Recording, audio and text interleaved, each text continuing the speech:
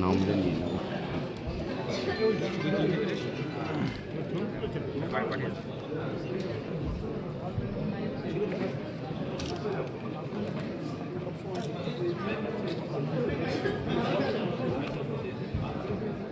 আপনারা সবাই সিটে বসুন। দিলীপ বাবু, গো অ্যান্ড টেক সিট।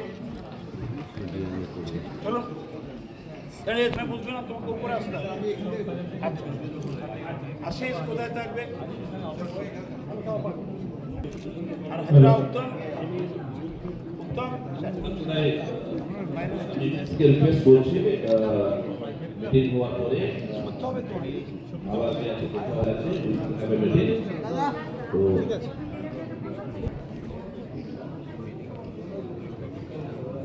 ঠিক আছে, থ্যাংক ইউ।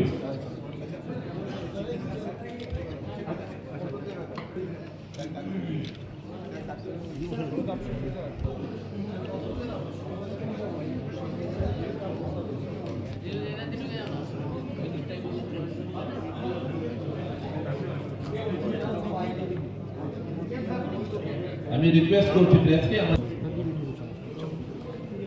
মিডিয়ার ভাইদের অনুরোধ করছি, প্রিন্ট অ্যান্ড ইলেকট্রনিক্স বোর্ড, আপনারা একটু কথাবার্তা বলবো, আপনাদের প্রশ্নের উত্তর দেব, তখন আপনারা অনুগ্রহ করে আসবেন।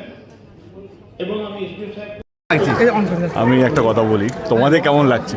আমাদের ঘাটালবাসী তো খুব খুশি, তো যে কোনো রাজনৈতিক দল হোক সকলেই খুশি, এমনটাই জানা গেছে।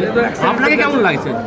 আমি এটুকু বলতে চাই যে যখন 2024-এ দাঁড়াবো না বলেছিলাম, এবং যেই কারণের জন্য আবার দাঁড়ালাম 2024-এ, অনেকেই আমাকে বলেছিল দেব পাগল হয়ে গেছে, আবার কেন রাজনীতিতে এসছে। কিন্তু আজকে মানুষ বুঝতে পারছে কেন আমি আবার 2024-এ দাঁড়ালাম। একটাই শর্ত ছিল, যে ঘাটাল মাস্টার প্ল্যানটাকে বাস্তবিক করতে হবে।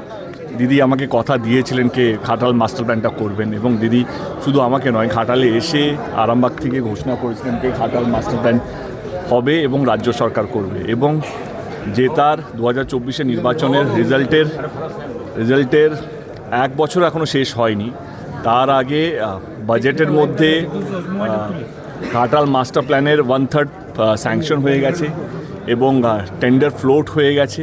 এবং স্বাধীনতার পর যেটা ঘাটালবাসীদের বা ঘাটাল লোকসভা কেন্দ্রের মানুষের যে সবচেয়ে বড় দাবি ছিল, যে এই বন্যাকে কিভাবে নিয়ন্ত্রণ করা যায়।